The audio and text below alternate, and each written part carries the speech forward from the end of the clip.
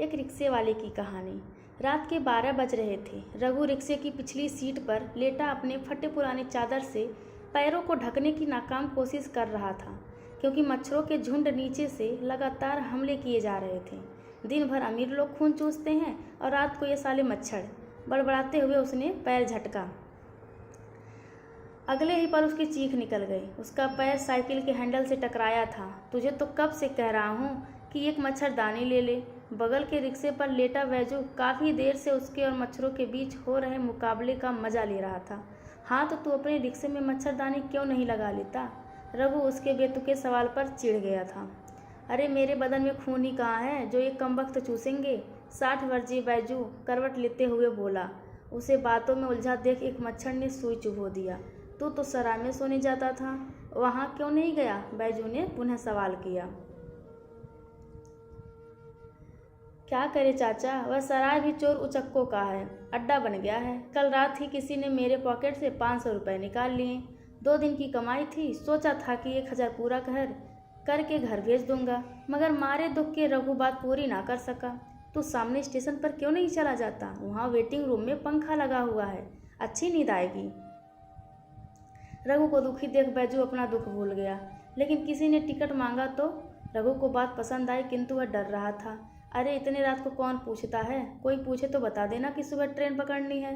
रघु को यह बात पसंद आई, लेकिन रात में मेरा रिक्शा कोई ले गया तो? रघु ने शंका जाहिर किया। अरे जा, कार और बाइक के ज़माने में तेरा रिक्शा कौन चुराएगा? वैसे अगर तुझे डर है तो ला, मैं अपने रिक्शे की जंजीर से तेरा रिक्शा भी जोड़ देता हूँ, बैजू ने आश्वस्त किया। रेलवे स्टेशन बिल्कुल सामने ही चंद कदमों की दूरी पर था।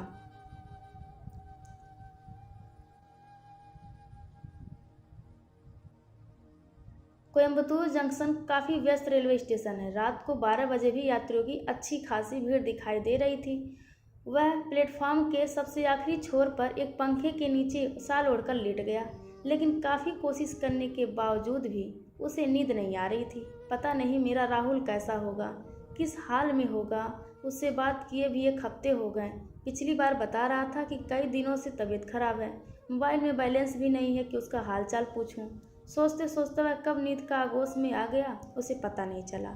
ओए उठ! उसने नींद से बोझिल आंखों को किसी तरह खोला तो देखा कि आरपीएफ का एक जवान हाथ में डंडा लिए प्लेटफॉर्म पर सोए यात्रियों को जगा रहा था। उसने मोबाइल निकाल कर टाइम देखा तो 1 बज रहे थे।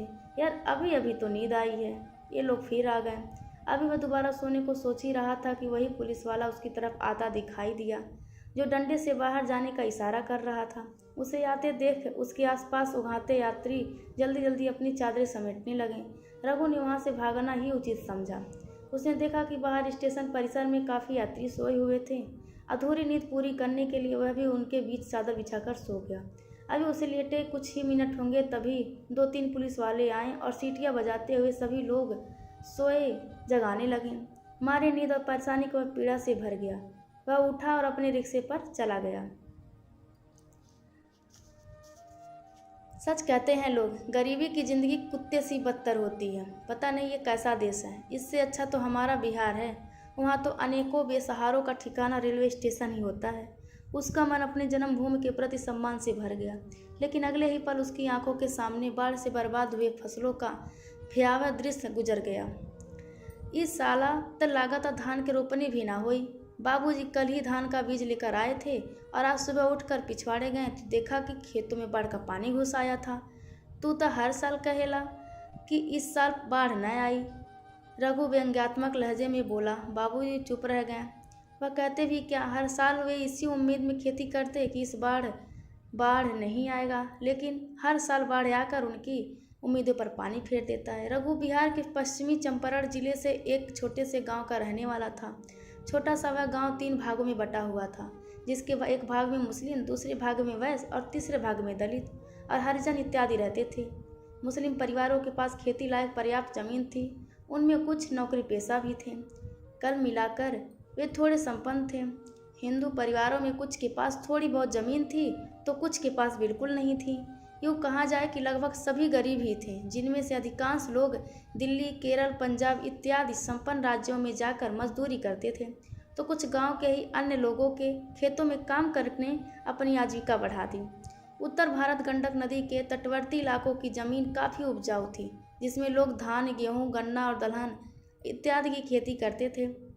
परंतु वह क्षेत्र बिहार के बाढ़ प्रभावित इलाके में आता था, जहां हर साल बाढ़ से भारी तबाही होती थी। इस साल तो हद ही हो गई, लोगों को धान के बीज गिराने का भी मौका नहीं मिला। रघु के परिवार में माँ, बाप, छोटे भाई, पत्नी और 3 बच्चों के साथ कुल 8 सदस्य थे। गरीबी की वजह से रघु ज़्यादा पढ़ लिख नहीं पाया था, अतः गांव के अन्य लोगों की तरह वह भी परदेश में जाकर मजदूरी करता। लेकिन उसका सपना था कि उसका छोटा भाई पढ़ लिख कर बड़ा आदमी बने। इसके लिए रात दिन वह कड़ी मेहनत करता था। कुल मिलाकर जैसे तैसे परिवार का गुजारा चल रहा था। तभी कोरोना महामारी सबके लिए इम्तिहान बनकर आ गया। लॉकडाउन लगने से सभी काम धंधे प्रभावित हुए। सबसे ज़्यादा मार तो गरीबों पर पड़ी। उनको तो खाने के लाले पड़ गए। रोजी रोटी चलाने के लिए कर्ज तक लेना पड़ा, जिसके कारण साहूकार का कर्ज भी बढ़ गया। अब उनकी चिंता दोगुनी हो गई। अब परिवार का खर्च चलाएं कि साहूकार का कर्ज चुकाएं। परसों हम बाहर चल जाई। रघु हाथ मुंह धोकर पलंग पर बैठते हुए बोला। कहाँ चल जाई? पत्नी ने जानना चाहा। केरल टिकट बन गईल बा, अभी तक बनवा के आवतानी। का करे जाई, वहाँ जाके देखल जाई। जवन काम मिली वह कईल जाई, लेकिन अपना परिवार के गरीबी में ना मरे देव हम। लेकिन इतना दूर? अरे अपना गांव के बहुत लोग वहाँ रहेला। सुन ले बानी वहाँ दिहाड़ी भी ज़्यादा बा। लेकिन अब रहेंदा, ज़्यादा सवाल जाना करा। खाना लावा, भूख लगल बा। वह उखड़ गया। उस सब मनमोज कर वहाँ से उठ गए। भैया अब की बार मैं भी चलूँगा आपके साथ। राहुल इंटरमीडिएट कर चुका था, परंतु अभी लॉकडाउन की वजह से स्कूल कॉलेज बंद होने के कारण कई महीनों से घर पर बेकार बैठा था। तू क्या करेगा वहाँ जाकर? मैं तो हूँ, मैं कोई भी काम कर लूँगा। नहीं, तू घर पर ही रह। यहाँ भी एक आदमी का रहना ज़रूरी है। भैया मैं जानता हूँ कि घर की कंडीशन ख़राब है, आप अकेले क्या क्या करेंगे। मैं चलूँगा तो आपकी मदद भी हो जाएगी। आखिर यहाँ भी तो बेकार ही बैठा हूँ। सही समय पर तो उन्होंने ट्रेन पकड़ी और 48 घंटे के लंबे सफ़र के बाद कोयम्बतूर उतर गए। रघु का एक रिश्तेदार कोच्चि में राइस मिल में काम करता था। उसने राहुल को अपने पास बुला लिया और अपने साथ हेल्पर में लगा लिया। इधर रघु काम की तलाश में कई दिनों तक भूखा प्यासा इधर उधर भटकता रहा, लेकिन इस अनजान शहर में कोई काम नहीं मिल रहा था। इसका मुख्य कारण तमिल भाषा का ना बोल और समझ पाना था। उत्तर भारतीय लोगों को दक्षिणी भारत में यही समस्या होती है। तभी एक दिन उसकी बैजू से मुलाकात हुई। वह भी बिहार का ही रहने वाला था। उसने उसे अपने रिस्क पर रिक्शा दिलाया था। उसे यहाँ रिक्शा चलाते हुए 3 महीने हो गए थे, लेकिन रहने का कोई निश्चित ठिकाना नहीं खोज पाया था। एक रिक्शा चालक जो दिन भर में बड़ी मुश्किल से 300-400 कमाता हो, उसके लिए 2000 रुपये के किराए के रूम में मुमकिन नहीं था। ऊपर से खाने पीने का खर्च भी था। अतः वह दिन भर रिक्शा चलाता और रात को एक निजी ट्रस्ट द्वारा निर्मित सराय में जाकर सो जाता। परंतु आगे का किस्सा तो आप जानते ही हैं। अरे कब तक सोएगा? बैजू ने झकझोर कर जगाया तो वह नींद की दुनिया से बाहर आ गया। सोचते सोचते वह पता नहीं कब सो गया था। वह आंखें मलते हुए उठा तो सुबह के 8 बज रहे थे। मच्छरों के काटने से समूचे शरीर में खुजली हो रही थी। शौच भी लगाई थी। उसने चादर को लपेट कर रखा और बोतल में पानी भरकर जंगल की ओर चला गया। वापस आकर हाथ मुंह धोकर हमेशा की तरह चाय बिस्कुट खाया और रिक्शा लेकर तैयार हो गया। रिक्शे पर बैठा हुआ सवारी का इंतजार कर रहा था, तभी उसका मोबाइल बजने लगा। हेलो। घर का नंबर ही देखते ही उसने जल्दी से फ़ोन कॉल उठाया। राहुल फ़ोन काहे ना लगत रहे, कई दिन से लगा बतानी। फ़ोन उठाते ही पत्नी ने शिकायत की, बैलेंस ख़त्म हो गई राहुल, अभी तो रिचार्ज कराई है। माई कहाँ बिया? ठीक बिया ना? फिर उसने बारी बारी से माँ और सभी बच्चों से बात की। याद बा कि ना, कल किस्ती भरे के बा। काफ़ी देर तक पत्नी और बच्चों और माँ से हाल चाल उसने फ़ोन रखना चाहा, तभी उषा ने याद दिला दिया। अरे हाँ, अच्छा शाम का हम 1000 रुपये डाल दें। मैं 1000 ना, कम से कम 1500 रुपये डाल दें। काहे कि चावल आटा तेल सब खत्म हो गई बा। ठीक बा, कोशिश करा तानी, कहते हुए उसने कॉल कट कर दिया। शाम तक 1500 रुपये का व्यवस्था कैसे होगा? फ़ोन रखने के बाद वह सोच में पड़ गया। पिछले साल रमा की शादी में जो उसने 2 स्मॉल फाइनेंस कंपनियों से 30-30 हज़ार के 2 लोन उठाए थे, वे उसके जी का जंजाल बन चुके थे। हर महीने 7-8 हज़ार रुपये उसी में चले जाते थे। कमिंग में काफ़ी देर इंतजार करने के बाद उसे 2 महिलाएं अपनी तरफ आती दिखी तो वह झट से सीट से नीचे उतरा और रटा रटाया डायलॉग मार दिया। तमिल उसे आती थी, इसीलिए उसने अंग्रेजी के कुछ लाइन्स याद कर लिए थे। ये दोनों महिलाएं रिक्शे पर बैठने जा ही रही थी कि एक ऑटो आकर रुकी। ऑटो वाले ने पता नहीं क्या कहा कि दोनों महिलाएं ऑटो में बैठकर चली गईं। वह बेचारा देखता ही रह गया। इस तेज रफ्तार वाली दुनिया में रिक्शे और टांगे को कौन पूछता है भला। वह निराश होकर रिक्शे की पिछली सीट पर बैठ गया और मोबाइल में छेड़छाड़ करने लगा। ओ रिक्शा वाले, उसे किसी के चिल्लाने की आवाज़ सुनाई पड़ी। गांधीपुरम चलोगे? शायद वह भी कोई उत्तर भारतीय था। कितना लोगे? उस अधेड़ व्यक्ति ने पूछा। आइए ना, जो सही लगे दे दीजिएगा। जब भी उसे कोई हिंदी भाषी मिलता वह एकदम खिल उठता था। रिक्शा चलाने की आदत न होने के कारण उसके कूल्हों पर फफोले पड़ गए थे, जिससे कारण उसे तीव्र जलन महसूस हो रही थी। ऊपर से बहुत तेज धूप में वह पसीने तर किसी प्रकार दर्द को बर्दाश्त कर रहे पैडल मारता जा रहा था। कितने हुए? करीब आधे घंटे के सफ़र के बाद वे गांधीपुरम पहुंच गए। वैसे तो यहाँ का 60 रुपये बनता है, अब 50 रुपये दे दीजिएगा। उस अधेड़ ने जेब से 20 रुपये का नोट निकाला और उसके हाथों में थमा कर जाने लगा। ये क्या अंकल जी, बहुत घाटा लग जाएगा। घाटा क्या लगेगा, तेरा क्या पेट्रोल जल गया है? लेकिन अंकल जी, अरे ठीक है रख ले, वह बेरुखी से कहता हुआ आगे बढ़ गया। रघु का जी चाहा कि वह उस खूसट का मुंह तोड़ दे, लेकिन कुछ सोचकर वह खून का घूंट पी कर रह गया। वह रिक्शे पर चढ़ा और वापिस चल पड़ा। आज का दिन उसके कमाई के लिहाजा से अच्छा गुजरा था। दिन भर में करीब 650 की कमाई हुई थी और पहले का 500, लेकिन अभी 400 रुपये कम थे। उसमें से तो 200 रुपये रिक्शे का किराया भी देना था। चलो उसे कल ही 2-3 का इकट्ठे दे दूंगा। पहले बैजू अंकल से उधार लेकर भेज देता हूँ। सोचते हुए उठ खड़ा हुआ। बैजू का कोई रिश्तेदार नहीं था, वह बेटी थी जो 10 साल पहले किसी लफंगे के साथ भाग गई थी। उसे गाँव गए कई साल हो चुके थे। वह दिन भर रिक्शा चलाता और रात को 2 पैग मार कर रिक्शे पर पड़ जाता था। बैजू से पैसे लेकर उसने घर भेजे, तब जाकर उसका काम हुआ। अब उसे भूख सी लग गई आई थी। वह उठा और सामने होटल में घुस गया। ये इडली डोसा और सांभर खाते खाते तो लगता है घर जाने से पहले ही मर जाऊंगा। उसने बेमन से इडली को मुंह में डालते हुए सोचा। सचमुच उसके पिछले 3 महीने से कभी भरपेट भोजन नहीं किया। खाना खाने के बाद वह बैठा था। उसने तुरंत मोबाइल निकाल कर कॉल लगाया। राहुल अभी ड्यूटी से आकर बिस्तर पर लेटा ही था कि उसका मोबाइल बजने लगा। हेलो, कौन? वह मोबाइल की स्क्रीन टूटी होने के कारण नंबर नहीं पहचान पाया। हेलो राहुल, कैसा है तू? प्रणाम भैया, मैं ठीक हूँ, आप कैसे हैं? राहुल का बुझा हुआ चेहरा खिल उठा। मेरे मोबाइल का स्क्रीन टूट गया है, इसमें कुछ नहीं दिखता, बस कॉल सुन सकता हूँ। अरे कैसे टूट गया? वो काम करते वक्त हाथ से छूट गया, राहुल ने बताया। अच्छा ठीक है, बनवा लेना। अब ये बता कि काम कैसा है? रघु ने जानना चाहा। कैसा है? ठीक ही है, लेकिन ड्यूटी 12 घंटे की और महीना के केवल 9,000 रुपये, इसमें भी ठेकेदार का कमीशन कट जाता है। राहुल मायूसी से बोला। दरअसल उसका वहाँ बिल्कुल मन नहीं लग रहा था। ऐसा लगता है जैसे किसी जेल में कैद हो। अच्छा कोई बात नहीं, दिवाली तक किसी तरह काम कर ले, उसके बाद फिर मत आना, रघु ने सांत्वना दी। लेकिन ठेकेदार कहता है कि दिवाली में कोई घर नहीं जाएगा, जो जाएगा उसे पैसा नहीं मिलेगा। क्यों? उसके बाप का राज है क्या? हाँ समझिए, उसका ही राज चलता है। कोई उसके खिलाफ कुछ नहीं बोल पाता। जरा बात करा तो उससे। छोड़िए ना, वो आपसे बात नहीं करेगा, मैं कोई ना कोई उपाय लगा लूँगा, आप चिंता मत कीजिए। आप बताइए आपका काम कैसा है? मुझे फैक्ट्री में काम मिल गई है, मेहनत भी ज़्यादा नहीं है और 10-12 हज़ार रुपये आराम से बच जाते हैं। चलिए बहुत अच्छा है, राहुल खुश होते हुए बोला। ठीक है, तुम ठेकेदार को बता देना कि दिवाली में जाना है, मैं तुम्हारे लिए भी टिकट बुक करा लूँगा। और हाँ, कोई दिक्कत हो तो मुझे किसी के मोबाइल से फ़ोन कर देना, मैं चला आऊँगा। ठीक है, फ़ोन रखता हूँ। अच्छा ठीक है। फ़ोन एक तरफ रख कर राहुल बिस्तर पर लेट गया। भाई से बात करके आज उसे बहुत सुकून मिला था, वरना फैक्ट्री के शोर शराबे से तो पागल हो उठता था।